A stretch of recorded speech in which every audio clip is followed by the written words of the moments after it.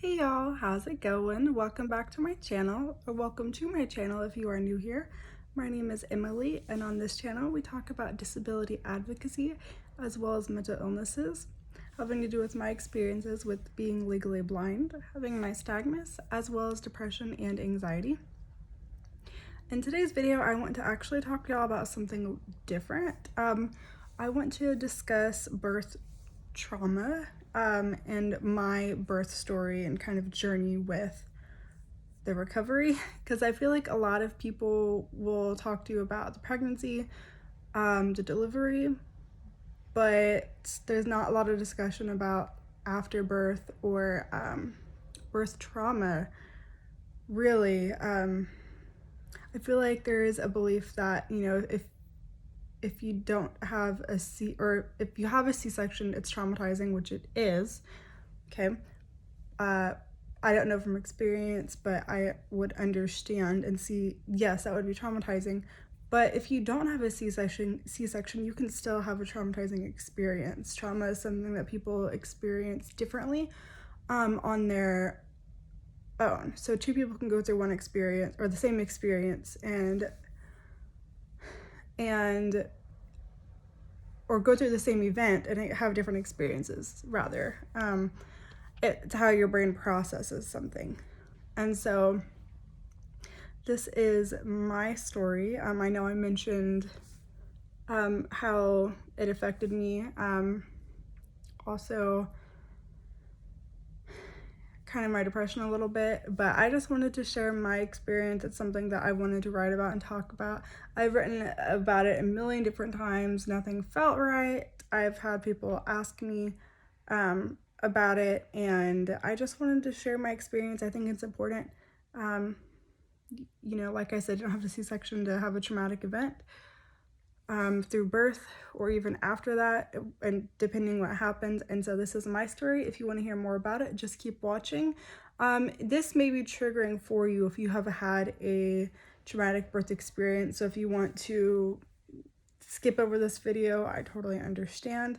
But if you relate in any way, or you're not sure that you could consider yourself traumatized because maybe you're not sure how to process it, but you're just trying to disregard your own feelings, maybe have a listen, and then maybe you can begin to process your own journey as well. So, let's see. So my daughter is 1 year old now, well, 13 months actually, so a little bit over that, and I love her to death. She's the best thing that ever happened to me. She's my pride, my joy. She lights up my world, and she lights up the room whenever she enters it, and she's always thinks everything is funny. So I just want to start off saying that, I'm so blessed to have her, and I would do it all again just to have her here.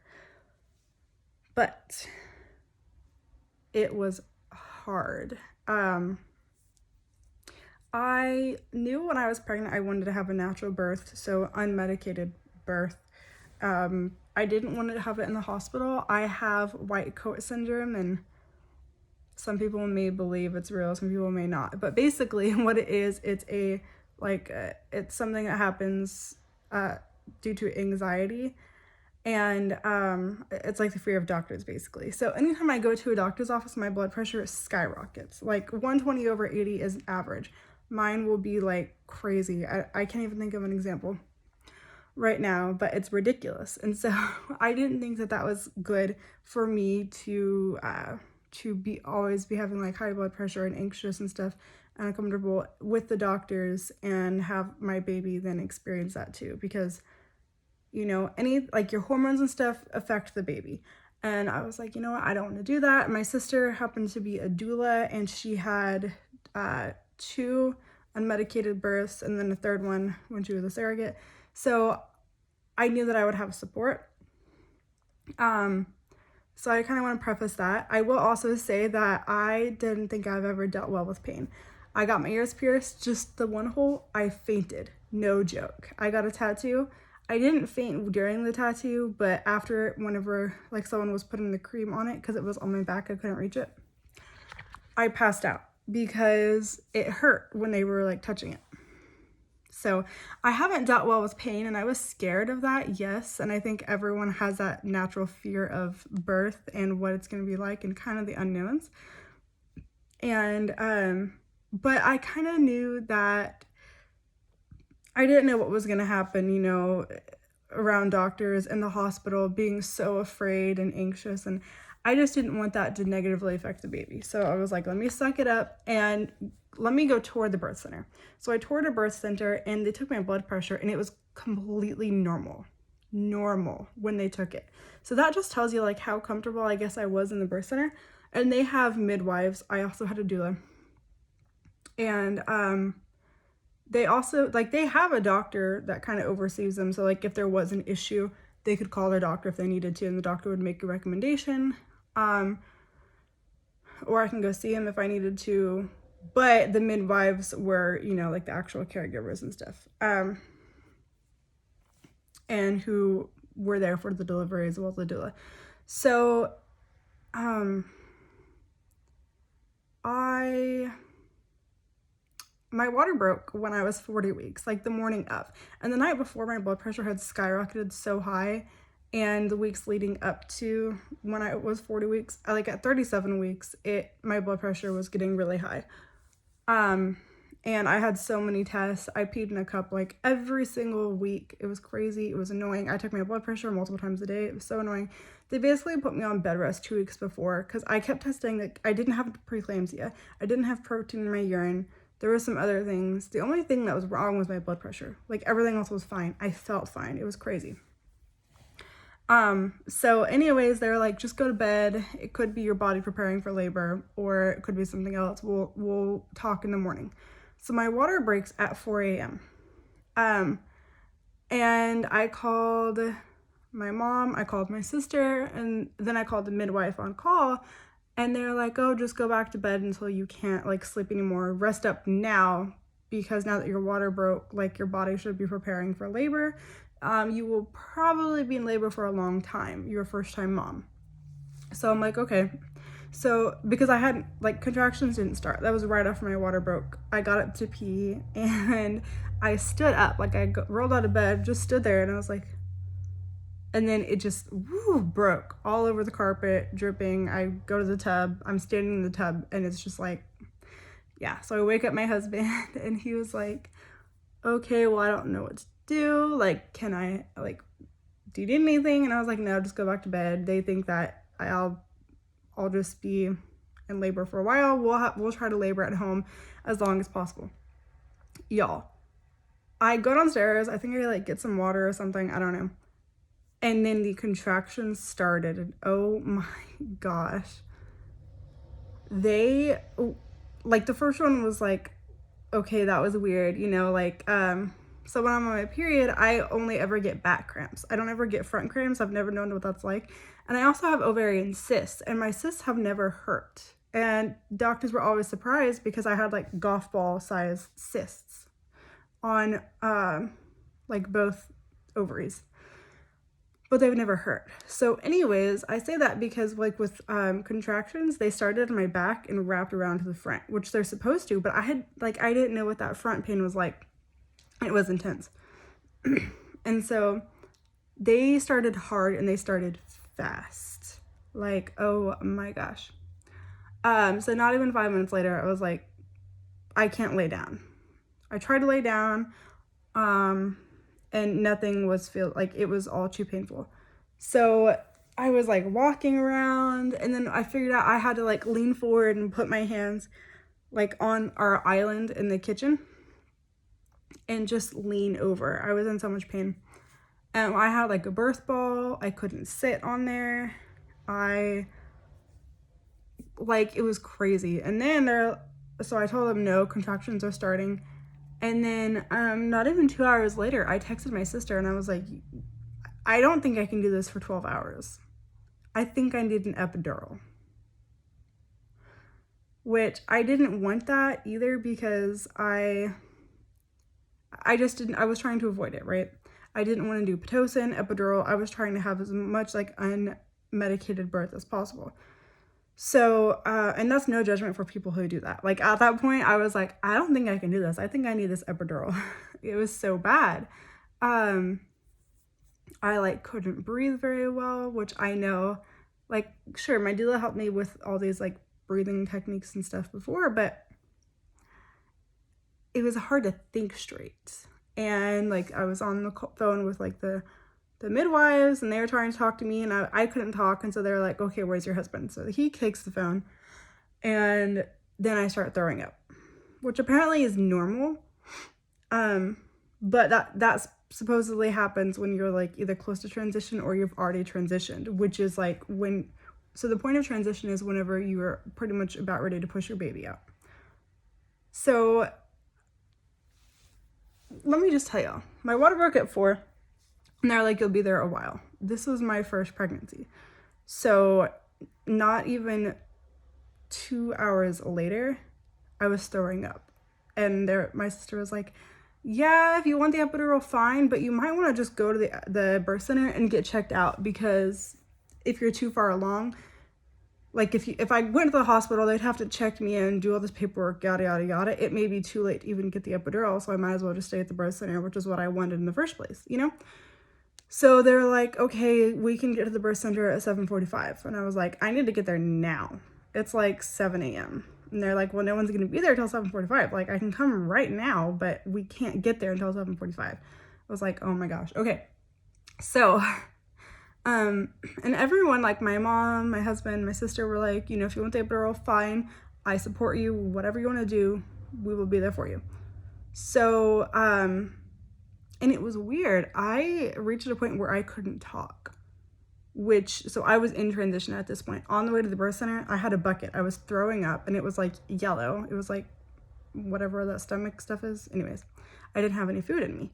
So we get to the birth center, and I could not talk. It was so weird. Like I had things in my head that I wanted to say because like people were asking me questions, and I was just like in another world is how people explain it. And so I remember I just walk in the birth center, and they were like, hey, what room do you want to go in? Because there was like 4 different rooms that you can choose to birth in. Like they had a different bathtub size, different like decor and stuff.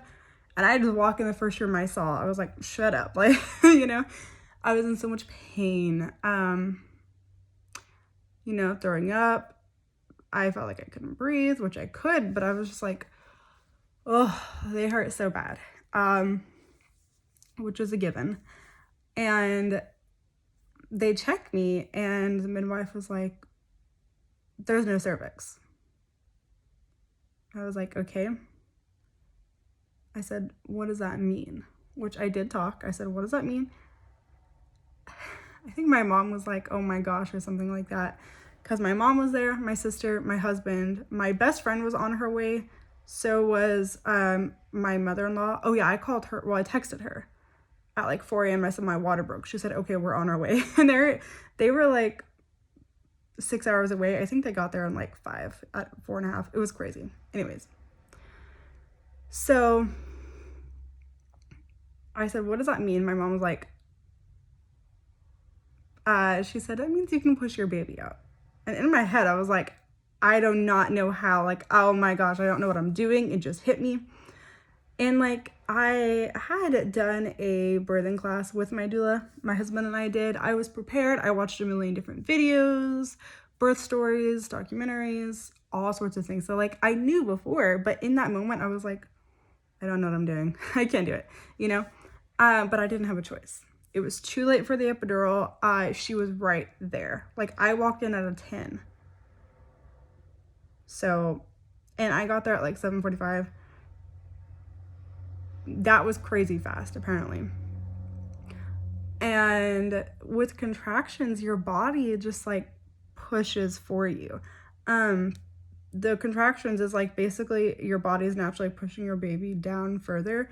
And then you're actually going to help push the baby out. I'm no doctor. I never really liked talking about birth before I got pregnant and was going to give birth. It kind of freaks me out, but I knew that I wanted to be a mom. So I was like, okay, I'm going to do this. I can do it.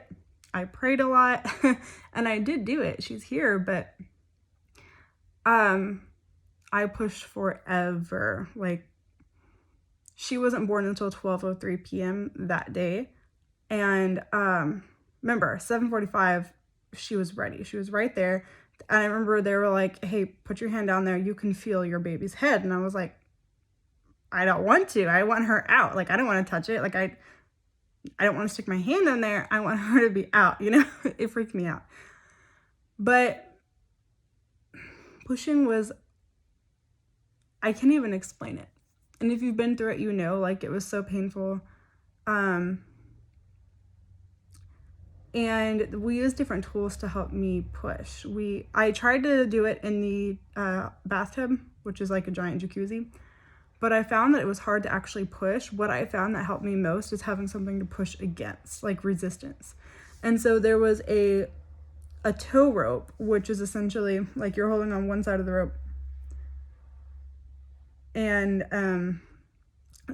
someone holds the other side. And so my best friend got to help me, my mom, like everyone I think took turns holding the tow rope on that side, and I was like pulling myself up with the rope while my friend held the other end, or whoever.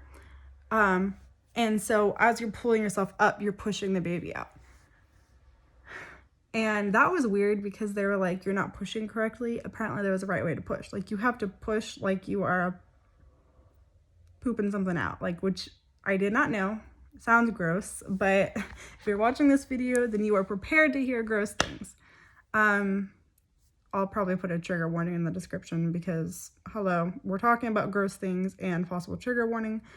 But anyway, so that helped a lot. Also, this thing, I forgot, it was a birth stool, basically a squatty potty. Like, I cannot look at squatty potties the same anymore. They freak me out because I sat on this dang thing and literally tried to poop my baby out. Okay, but it helped. But I was pushing for hours, y'all. And I remember they kept like tracking the contractions. They were less than a minute apart. Like, I don't remember how long they lasted, but they're like, let's go. Like, you're ready. Keep pushing. Don't give up. I was so tired in my mind because remember, she wasn't born until 12:03. So I was pushing for literally 4 hours, probably longer than that. And so it was exhausting. They actually put an oxygen mask on me because I was literally pushing for so long. I was exhausted. I had blisters on my hands from holding this rope, the tow rope. And I was just so tired. And they kept, you know, in between contractions, they would give me water. They would give me like a cold washcloth. They'd say, okay, rest. But I remember they were just so close together that that I wouldn't really be effective enough to rest. So they gave me oxygen, which was annoying. And I was bleeding also before, because I think from pushing, or I don't know if it was the baby or how it happened, but I was bleeding and they were like, oh, something was probably torn or nicked or something, whatever. So that was gross. And yes, you do poop a little bit during birth. It's natural, it's normal. Totally fine. It was a little embarrassing, but they'll clean it up, you know. But I was just exhausted, and I remember they were like, just let your body push, your body will push. And they had said, okay, you know, when you feel about to come on, like, take a deep breath and push for as long as you can and then stop. And I remember that because they would look at me and they would know when one was about to happen, just because the way I would like breathe or like flinch or something. And I remember I tried to ignore the contractions, but you can't, like, you physically cannot. Your body will do it for you. They were so intense. And I did have, like, I felt it in my back, like back cramps times a million, as well as the front. So anyway, totally normal, but I just, like, you can prepare as much as possible, but until you go through it, you don't know. And then what happened was her head, like, eventually her head was like right there. And by the way, people were videotaping it and taking pictures because they had asked me, like, do you want pictures? And I was like, yeah, but nothing gross. And then in the moment, I was like, I don't give a crap what anyone's doing. I don't care. Then they were asking me, like, hey, your friend is here. Can she come in? And I was like, I don't care. I don't care about anything. I'm in so much pain. I don't care who's here. I don't care what anyone's doing. Just get this baby out, you know? That's literally what it was. And so they were taking videos and pictures, and her head was sticking out, and they were trying to pull her out, but they couldn't. And she actually came out with a bruise on her head because her head was sticking out for so long. And I remember finally, and in my head, because I was pushing for so long, I was like, this is not working. Why is this not working? What is going on? And finally, they're like, okay, you know what? We're going to try some other things. Because they didn't want to have to do the vacuum. They didn't want to have to do forceps. They didn't want to have to do anything like episiotomy, anything they didn't have to do. They were just trying to get her out naturally, right? And then so finally, one of the midwives, like, her head is sticking out, right? And they kept trying to help because it's not good for them to be, like, partially out. So finally, the midwife was like, oh, there's a hand. Which I'm like, okay. And then I remember they were like, oh, like, that's not good. They didn't say that, but I could feel it, you know? So basically, so when the baby comes out, they're supposed to be head first, right? And then they're supposed to be, this shoulder is supposed to come out first, or maybe it's this one, I don't know. One shoulder is supposed to come out first, and they're supposed to, like, turn their way like this and then turn their way out, okay? Boop. That looks weird. Anyways, like, boop. So what had happened was her head was sticking out and she had her hand up here in a fist at her head. So the whole time when I was trying to push her out, her hand kept getting stuck. So she, like, no matter what I had tried to do, it was not going to work. Her hand was in the way, pushing against, like, the inside of, like, the vaginal canal. She was not going to come out like that. So that's why I was pushing for so long. So I feel like if I had given birth in a hospital, they would have said, okay, you've been pushing for way too long, something's wrong. I feel like they would have, she would have been a C-section baby. I know that. And I think my mom has said the same thing. Like, we're pretty sure that she would have been a C-section. So her hand was stuck. And, oh, the other thing, it was her opposite shoulder was trying to come out. So she had, like, those two things against her. What did they call it? Shoulder dystocia or something like that. And I forgot the term for the hand. But basically, the baby's not supposed to come out like that. The head comes out, the one shoulder comes out, and then they twist them out. Well, her hand was in the way. Her opposite shoulder was trying to come out first. So what they ended up doing was they were like, okay, and I wish I could depict, like, how quickly this had happened and how, like, you could just feel, like, not panic. They did their best to not show panic. The midwife was like, oh, there's a hand. But I just knew, like, it didn't feel right to me. My mom was apparently making her way to the door because what happened was her head was sticking out and she was, like, blue. She wasn't crying. So at that point, they're freaking out, doing their best not to freak out, but I could just feel it. So they flipped me on the bed, and then they were like, get on your hands and knees, get on your back, and they're literally flipping me over and over, and I'm trying to push her out at the same time. And at that point, I'm like, F it. I'm not going to worry about breathing, anything. I just got to get this baby out. Like, I don't care about anything. I'm going to try. And so it was literally using all of my might. I literally popped a blood vessel on my eye. Like, the amount that everyone was just like, okay, we're doing this right now because her head is sticking out. She wasn't breathing, or she wasn't crying. So they didn't think she was breathing. Because normally as soon as the baby comes out, they cry because they're, like, no longer inside, you know? So, what they ended up doing, they had flipped me. They tried all sorts of different things. I don't remember what they were exactly that they did, but they tried multiple things. And what they had to do was they actually cut, what is the perineum or something, like the spot between your, you know, your two holes. I'm trying not to be like as blunt about it, but an episiotomy is like cutting the baby out between the two holes, like to make space. So they cut me, they pulled her out, and she was crying. Thank God, like she was out, and she had so much like fluid in her, and they were like getting that out with the little squeezy, what is it called? I'm sorry, these terms are not coming to my mind, I apologize. But the bulb, so they're using the bulb, getting the fluid out, but I remember they finally got her out, and that was the weirdest sensation. Like the ring of fire, yes, but they cut me, so it was like, ooh, like no pain meds, nothing. That hurt so bad. I was like, oh my gosh. And then like the body coming out was weird when the baby came out, because it was like slimy. I don't know, that was weird. So they put her on me, and I remember I was just laying there, and I was like trying to breathe. Like I was just shocked. I was in shock physically, I think, and mentally at that very moment.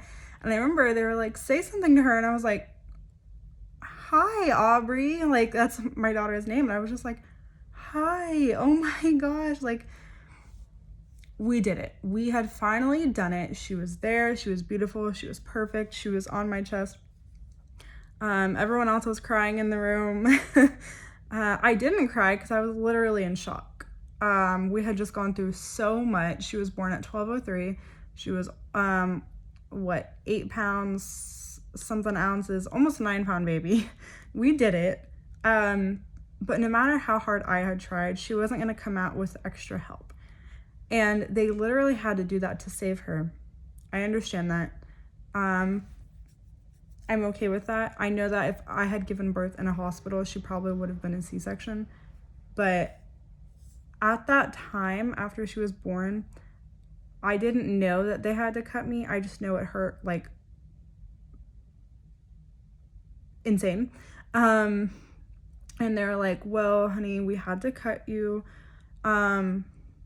because she was stuck. So now we're going to let y'all rest for a little bit, but we're going to come back and we're going to have to stitch you up. And I was like, what? Like, I didn't know. And I remember as soon as I gave birth, like I could talk again. Like the light, it was an immediate switch. And from not being able to say anything to then talking, and like, holy crap. And everyone was just like, oh, well, you're back now. Like, you're talking. And, you know, Aubrey was perfect and everyone was like in love with her. And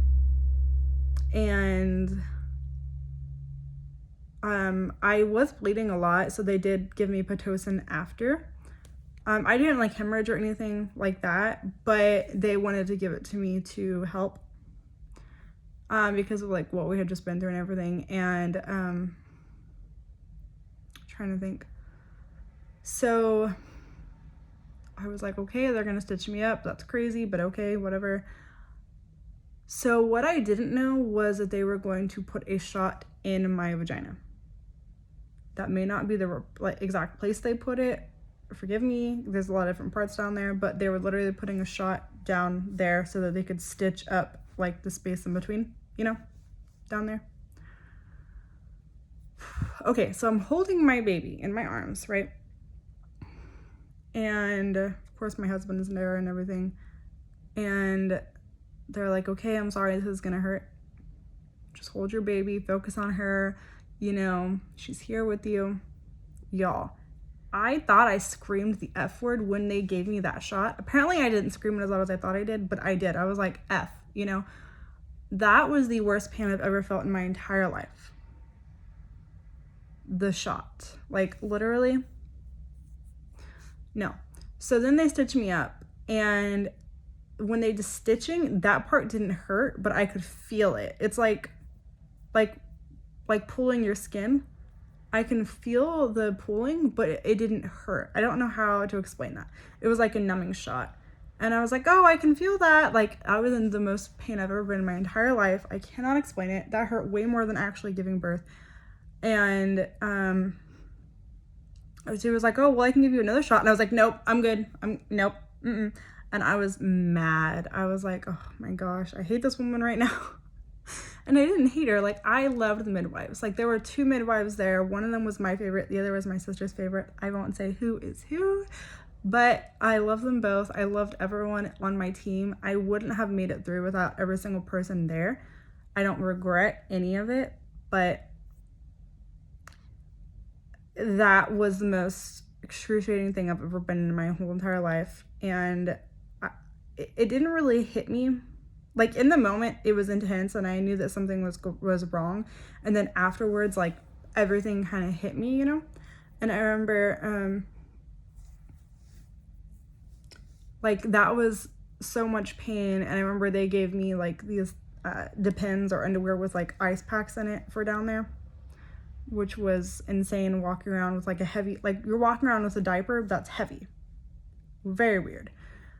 And so basically I had to ice myself down there, and I had to pee, and that was also terrifying and painful, but I did it. And then they sent us home that same day, because as long as, like, you can go to the bathroom and after you eat, and you have people take care of you, you're fine, you can go home. So I did, and I, like, laid down in the back seat. I couldn't sit. And I remember, like, I went home, and I was in so much excruciating pain. So the first week, my mom, I think my mother-in-law was with us for a couple days. My mom was staying with us that first week, and then my mother-in-law was going to stay the second week. But there was, like, overlap. They were both there for the first few days. So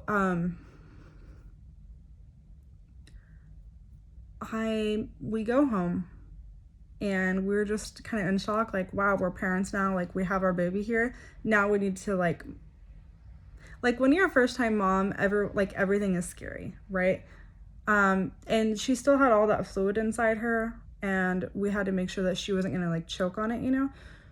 So, and even when we were at the birth center, they kept having to use the little bulb and even the suction thing to suck it out of her, because she had so much fluid buildup.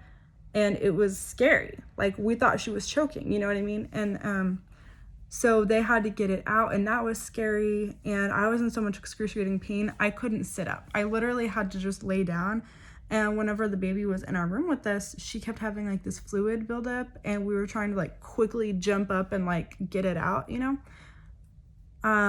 Because that first day is so scary and so important, and, like, you think that they're gonna choke on everything, or they're not gonna be able to breathe, or whatever. Like, you're literally watching them breathe for hours and hours and hours, like, constantly. And I was in so much pain, and we had support there, and so they would jump up and get her whenever she cried, or we thought she couldn't breathe or wasn't breathing or whatever, to get that fluid out. And I couldn't jump up and do that. It literally hurt to, like, if I laid wrong, it was excruciating pain down there. And I was on ibuprofen around the clock. I was trying to breastfeed, so they didn't want to give me anything stronger than that. So it was just ibuprofen every, like, 4 hours or whatever it was, which didn't really help, whatever. But while it was so helpful to have family there, literally, they stayed up with the baby, like, every time she woke up, which I think they eat every 2 hours first. They were up with her, and I wasn't. So they would try to help her latch on me, which my milk didn't come in until the 3rd day. So,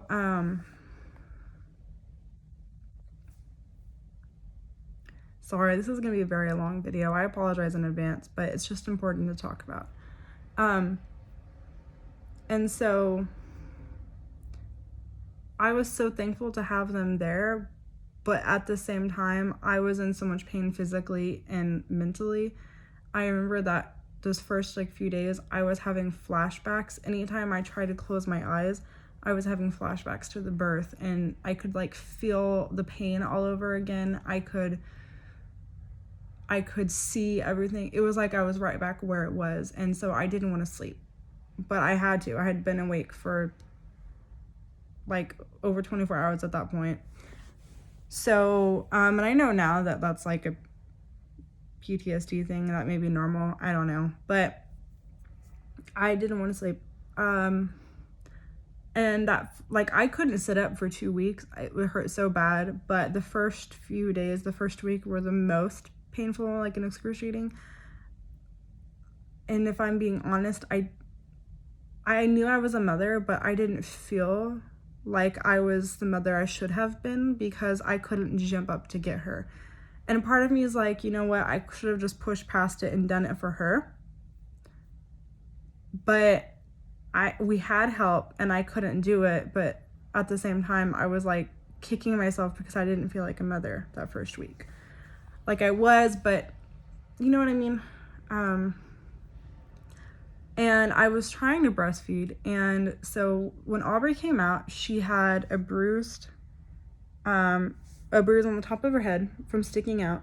One here, this one was fine, but she had one on top of her head that was like big because her head was sticking out for so long. And so she also, like, they think her shoulders kind of got twisted a little bit, and so she was in pain. You know, the baby was healing physically and just trying to get used to the world, you know? It's such a crucial bonding time. They call it the third trimester, you know? And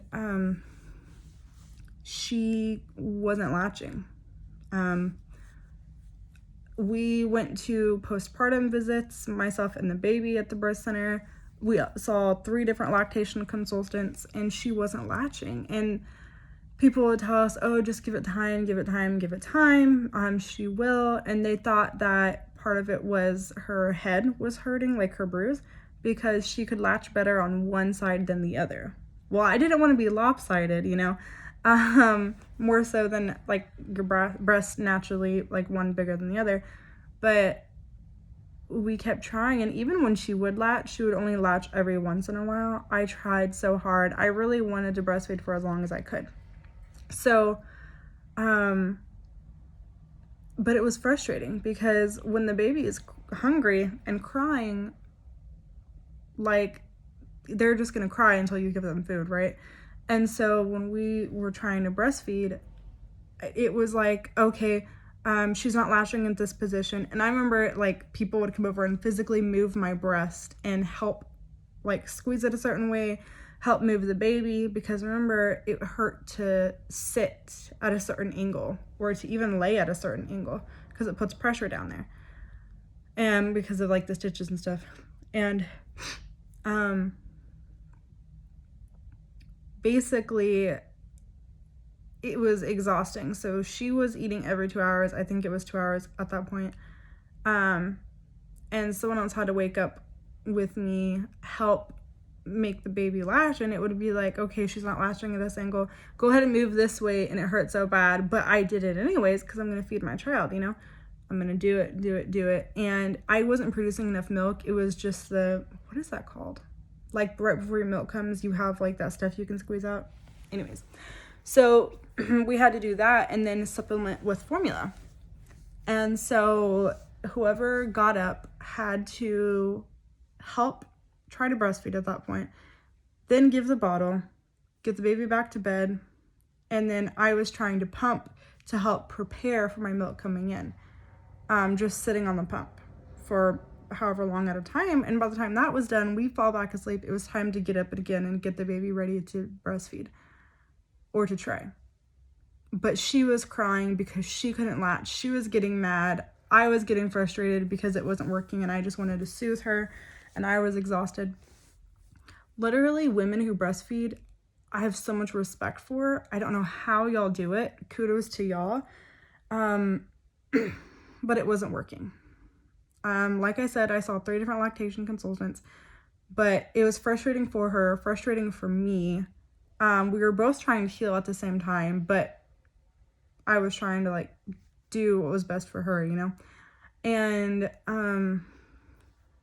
so we get a call from the midwife after one of our tests. They'll like run tests on the baby, genetic testing if you want, for different disorders and stuff, or they'll do like the jaundice test, which normally if you give birth in a hospital, they'll do that. So if the baby needs to be under a light, you're already at the hospital. Well, if you give birth in a birth center, they don't have that. So you'd have to go to the hospital if they need like the light treatment. So we get a call on her 3rd day of her life, and they said, hey, her jaundice levels are very high. They're 3 levels, 3 points above critical, which could lead to brain damage. So y'all need to go to the hospital now. Sorry, normally we wouldn't worry about the jaundice levels very much, but she's above critical condition, could have brain damage. You need to go now. So my mom there at the time, because she was still there, was like, are you okay? Are you processing what's going on? And I'm like, yep, we need to go get a bag together now and go. So we go, and I'm like waddling, still in stitches. It's hurting. I'm holding my baby like, oh my gosh, I don't want to give my baby to someone else, you know? So we get there. She's under the blue light treatment, and I'm bawling my eyes out. And I remember doctors walked in and they're like, Mama, are you okay? And I'm like, bawling my eyes out. Like, I know we're here. I know it's a good thing. My niece had jaundice. One of my best friend's baby had jaundice. I know it's very common, but that does not negate feelings about being there. You know what I mean? Like, I gave birth in a birth center. I did not want to be in a hospital. We should have never been there. She wasn't born there. You know what I mean? And I remember I put something on Facebook, and I was just like, oh, you know, you'll feel better soon, and a picture of her. And people were like, oh, it's fine. Don't worry about it. She's fine. You have nothing to worry about. And at the time, those comments like seemed harmless, but I remember I must have snapped at someone, because she messaged me and she was like, I'm sorry, my comment, I didn't mean anything to come off negatively. You have every right to be worried about her. I just wanted you to know that other babies have gone through it and they get the treatment they need and then go home. And I'm like, yeah, fine, but you weren't there whenever someone called me and said, hey, your baby could have brain damage if you don't go now. You know what I mean? Like, and as a first-time parent, you worry about everything, you know?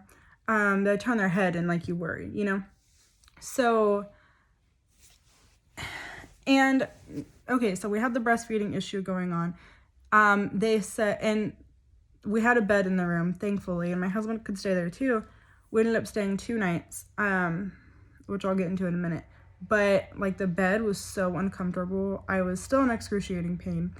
My milk came in on that day we were there. I was bawling my eyes out, knowing that we should have never been there. And I remember they were like, oh, was she born here? And I said no, and they were very confused, and I had to explain what happened, you know, where she was born, and they were just like, oh, okay. Anyways, so they said, okay, you can hold her, of course, for feedings, but don't hold her very long. She needs this treatment. Y'all, she was in this, think of like baby chicks when they're under that light in like a cage. It's like that. They're, you know, they're on a bed thing, and it's like fully, it's like a box, right? And you can lift up the top and take the baby in her, or you lift up like the side door to get the baby in or out, when the top is where the light is. So, and all the doctors were nice and informative, and they're like, you know what, it's gonna be, all it is to the baby is like a warm blanket, and they can sleep and just be warm. And I'm like, yeah, okay, but she's got like these wires attached to her, and she's under a light, and I can't hold my child. Like, all I want to do is hold, like, she belongs in my arms, you know what I mean? And when I did hold her, we were trying to breastfeed, and it wasn't working. I saw lactation consultants there. My husband and I, again, were exhausted because, again, and my milk had finally come in at that point. I didn't have like the breast milk pad, so I was leaking. And what I didn't know was that I was clogged. And so one of the consultants came in, and she was literally like massaging out these rocks in my boobs, and it hurt so bad. I was crying, and I just felt like I was falling apart. I couldn't heal my stitches at the time because it was so uncomfortable there. my breasts were hurting so bad. I couldn't hold my child. She couldn't latch. And at that moment, because we were there for 2 nights and like 3 days, I saw myself hating breastfeeding. And I didn't want to resent my baby, my innocent baby who just needed her mother. I just needed her. You know, I just needed a bond with her, and I didn't want to resent her, and I was so scared, and I literally was crying uncontrollably, and my husband was just holding me at, okay, and I'm gonna try not to get emotional, but I was just crying uncontrollably, and I didn't want to hold, like, I didn't want my baby to see me that way. And I remember, like, my parents showed up and they were bringing us food, and they were visiting when they can and giving us food and stuff. And then I remember at one point my dad came in, and I had just like cleaned myself from crying because I don't like people seeing me cry. And I remember my husband was like, honey, it's okay, come here, you can touch Aubrey, like, because they have these holes that you can put your arms through to touch the baby while they're under the lights. And he tried to grab my hand to touch her, and I just pull it away, and I just crying uncontrollably. And I don't know what it was, but I think it hurt worse to touch her through that thing, because it would make me so upset knowing that I couldn't take her out and hold her. Because that's all I wanted to do. And that, I think it just, I honestly don't know what it was. Whether it would hurt worse to touch her knowing you couldn't take her out, or what. So it was just like all or nothing. Like, I hold her, take her out and hold her, or I don't. But I was literally bawling more than I ever have in my life. It was scary. And I was just talking to my husband and falling apart, and he was just like holding me, taking care of Aubrey, and myself. And I was like, I can't do this. And I told him, I said, I can't breastfeed anymore. I can't do it. And he was supportive, and I was just like, everything hurts, and I don't want to resent her and all this stuff. So I made the decision to stop. I was going to continue to pump what I could for as long as I could, but I was going to start drying my supply. So finally we get to go home, and we get home, and we had to, like, we couldn't leave the hospital until they knew that someone would, like a doctor, someone would test her jaundice levels, because it was a weekend. We were trying to go home before the weekend, and they were like, Monday, or someone has to go in on Saturday and test her levels. Well, someone at the birth center on their day off volunteered to go to the birth center and test her levels. I was so thankful, because I knew that we'd end up having to stay the whole weekend at the hospital if someone couldn't check her levels or they wouldn't release us. And we were miserable. It was awful. We just wanted to take our baby home and hold her and heal, all of us as a family. We should have never been in that hospital, and that was the deal. I was trying to hide, like, I was falling apart there, and I was trying to hide that from people. And I remember, like, whenever people were trying to make us feel better about the jaundice, it only made me feel like I shouldn't have been having those feelings. And so I was trying to hide them. And so finally we go home, and I'm like, okay, cool, we can heal now. I continued to pump for a week or so. I don't even remember how long. It's kind of fuzzy.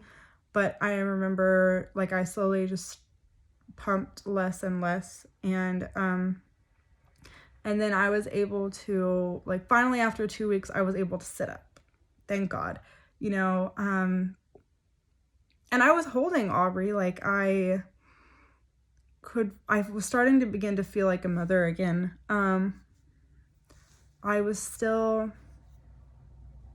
healing, you know, of course. But it was like, okay, we could put that scary part behind us.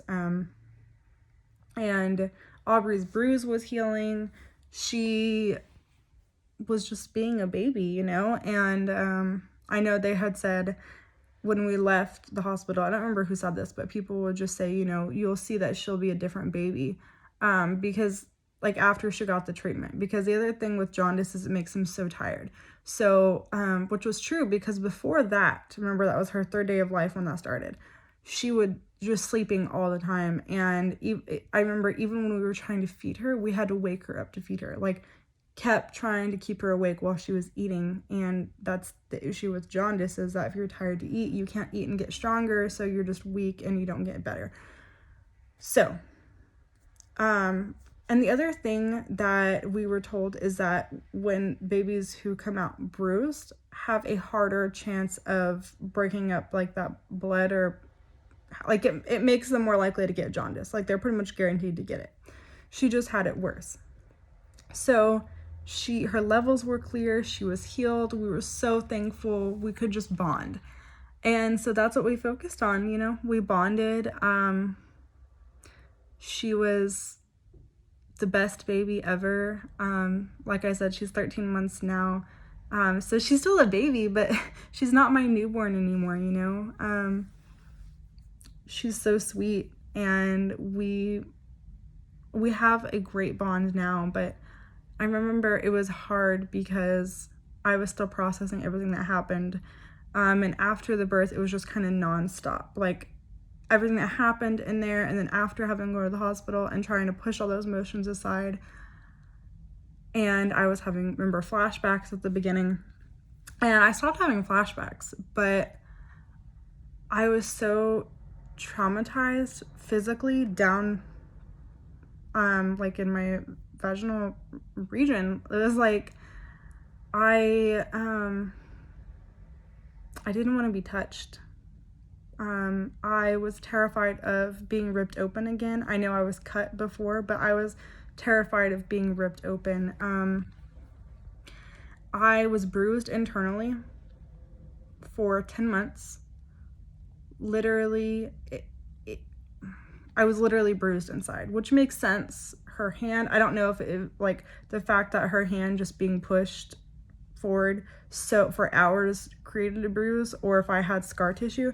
But I was so terrified of getting checked out, and I can't tell you how many people were like, go to a doctor. I refuse. I was like, if someone touches me down there, I am going to stab them. Like, I was in so much, like, I was terrified of being cut open again and feeling all of that again. So it was like, anytime my husband wanted to get physical, I would shake. I wanted to cry. I was traumatized. And I would explain that to some of my friends, and they're like, you should get that checked out. Like, either that, or are you sure it's just not in your head? It's like mental, because you shouldn't still be hurting 8 months postpartum. That's not normal. It's all in your head. I can't tell you how many people told me all of those things. And even my husband was beginning to wonder, like, are you sure it's just not a mental thing we have to get past? But it wasn't. It literally took 10 months for me to be able to have sex again without it hurting. And I remember finally after that, I was like, oh my gosh, like, it doesn't hurt after 10 months.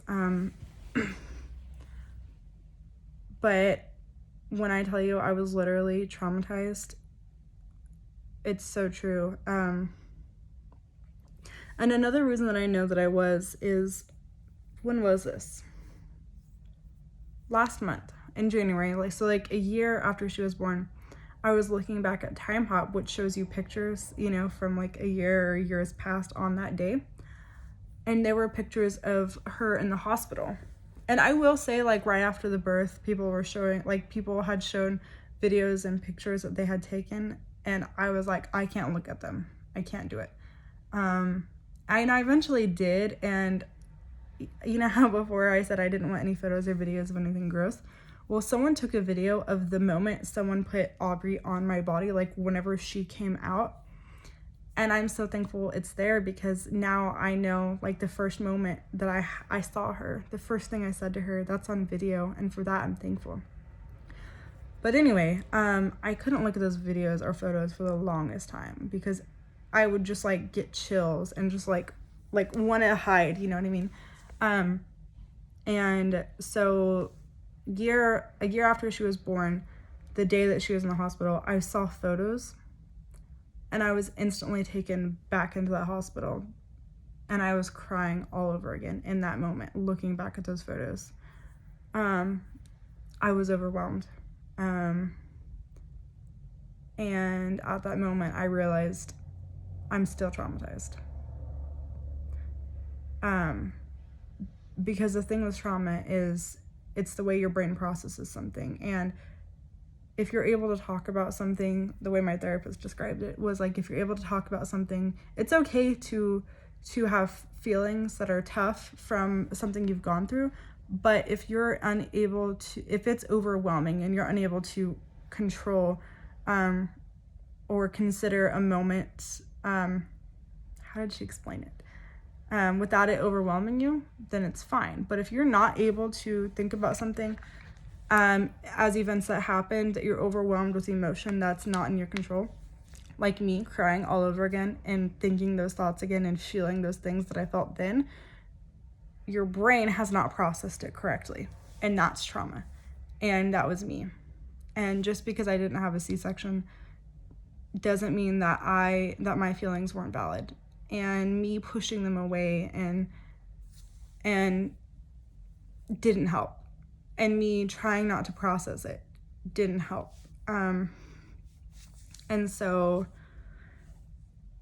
I was able to tell my husband too, because he walked in and last month and was like, what's wrong? Like, are you okay? And I showed him the pictures and he just held me and was like, you know, she's healthy, she's here, y'all, you're a great mother, she loves you. And I was like, yes, all of those things, but right now I just need to feel my emotions. I need to understand them. I need to feel them so I can move forward. Because that's the deal, is I can't try to rationalize them or not rationalize, but I can't push them away and be like, shut up, like you have no right to feel this.